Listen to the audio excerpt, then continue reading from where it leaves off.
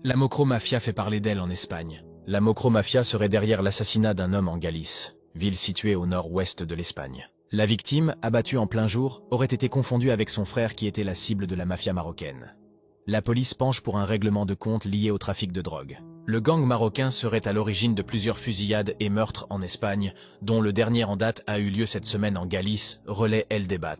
Une enquête a été ouverte et a permis de localiser et d'identifier 4 personnes liées à la Mocro-Mafia. Selon les premiers résultats de l'enquête, les concernés, arrivés en Galice 2 jours avant l'assassinat, se seraient rendus à Arteixo pour commettre leur forfait.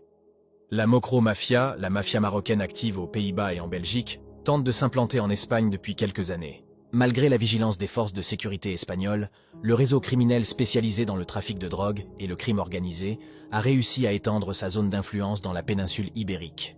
En avril dernier, Karim Bouyakrichan, l'un des barons de la Mocro-Mafia, a été arrêté après 6 années d'enquête. Il est accusé de divers assassinats en Espagne et d'avoir menacé de mort la princesse Amalia des Pays-Bas.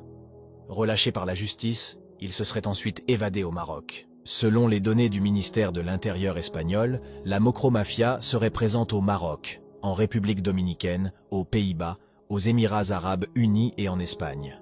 En juin 2022, la garde civile, en collaboration avec Europol, a démantelé un réseau lié à la Mocro-Mafia, procédant à la saisie de 3,5 tonnes de coco, d'une valeur d'environ 150 millions d'euros, et à l'arrestation de 17 personnes à Algeciras et à Malaga notamment.